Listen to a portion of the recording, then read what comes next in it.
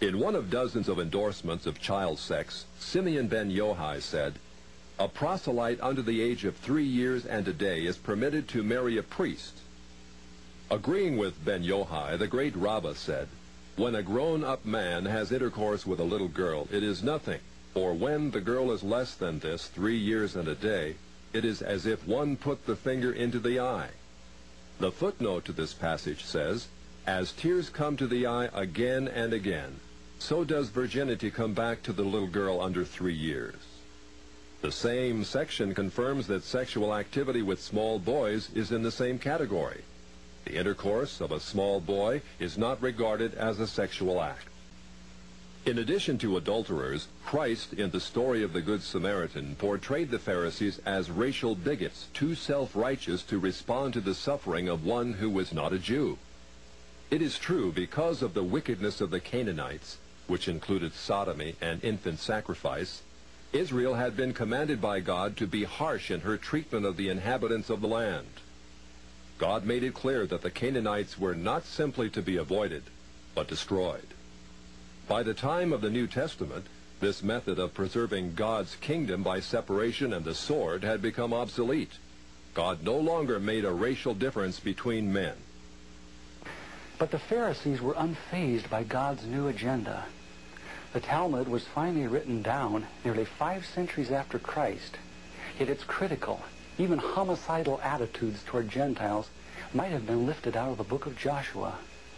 However, the quickest way to grasp the Talmudic view of Gentiles is not directly from the Talmud, but from the Jewish encyclopedias.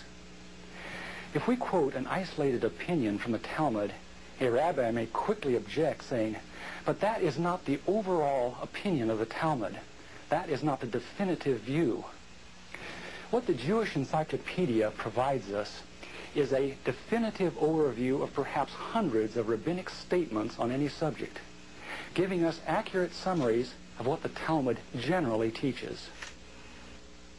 In its article on Gentiles, the Jewish Encyclopedia begins to define what makes a Jew so different from a Gentile.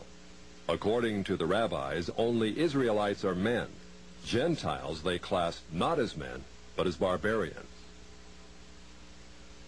Since Gentiles are not men in the fullest sense, so the Gentile is not a neighbor of a Jew. Further, since Gentile laws were too crude to admit of reciprocity, meaning too crude to be taken seriously, the Gentile was forever beneath the Jew.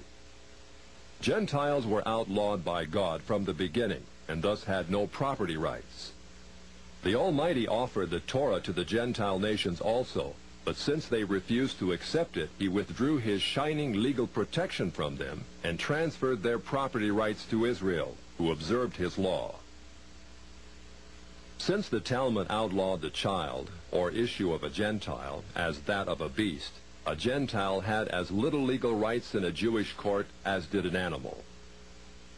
The Talmud states that if a Gentile sue an Israelite, the verdict is for the defendant, the Israelite.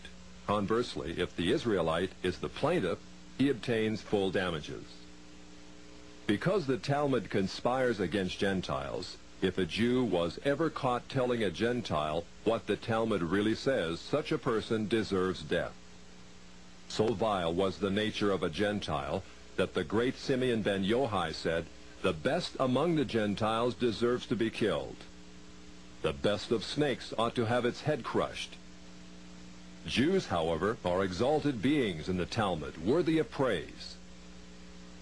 Christ described the Pharisee who blessed himself, saying, "I thank thee, Lord, that I am not as other men." An eminent Talmudic rabbi says the same. "Blessed be thou, who hast not made me a Goy," or Gentile. There is a special antagonism between the Talmud and Jesus. The Talmud attacks him everywhere it can, even his mother. Mary, the Talmud says, was a whore who mated with carpenters. She who was the descendant of princes and governors played the harlot with carpenters. It naturally followed that the scribes declared Christ to be a bastard. In its article on Jesus, the Jewish Encyclopedia says that Jewish writings defame Christ.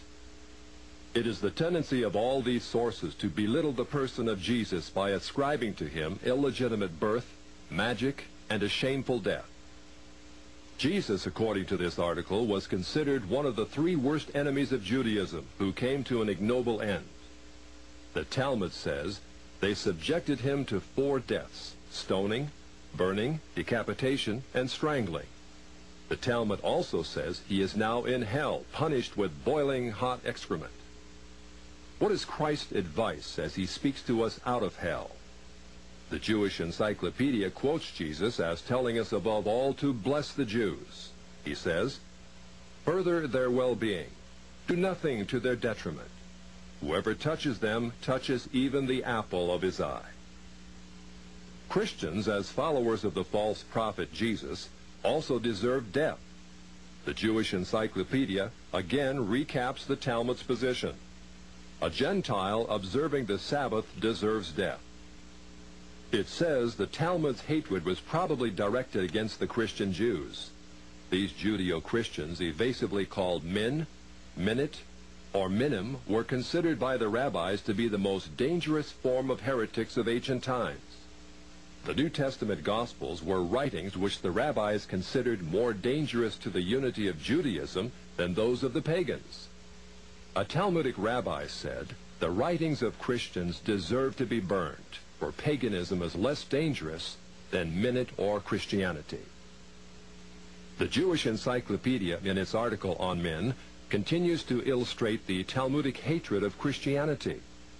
Again, we must remember, minim usually indicates the Judeo-Christians. It was forbidden to partake of meat, bread, or wine with the Christian. Scrolls of the law, tefillin, and mezuzot written by a Christian were burned. An animal slaughtered by a Christian was forbidden food. The relatives of the Christian were not permitted to observe the laws of mourning after his death, but were required to assume festive garments and rejoice. The testimony of a Christian was not admitted in evidence in Jewish courts, and an Israelite who found anything belonging to one who was a Christian was forbidden to return it to him. The Pharisees, through their Talmud, thus gave the Jews an ethic which encouraged bigotry and isolation. But it did worse than that. It invited persecution. By the 11th century, the inhabitants of Babylon, growing weary of the self-righteousness and dishonesty of the Jews, expelled them to the west.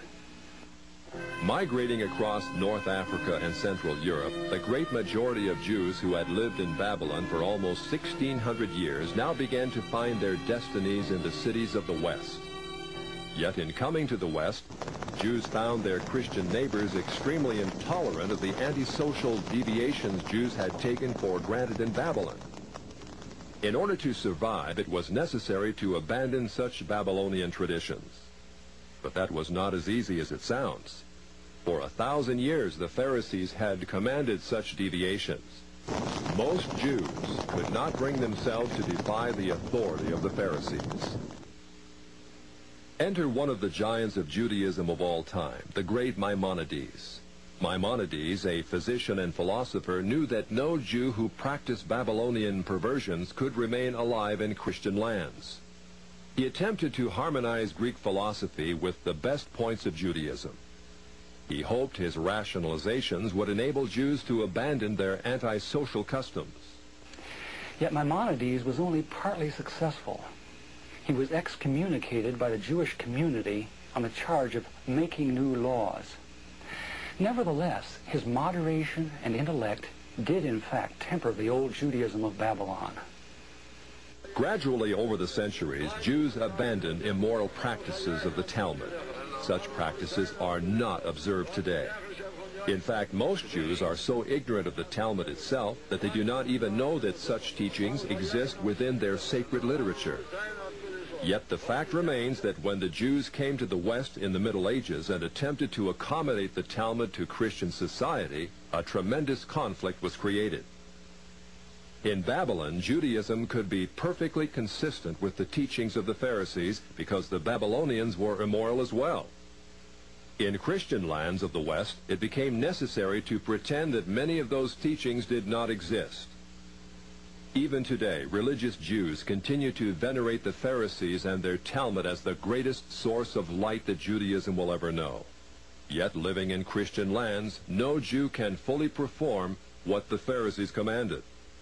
This conflict in Jewish responsibility has created a dilemma over the last 1,000 years from which Jews in the West have not emerged.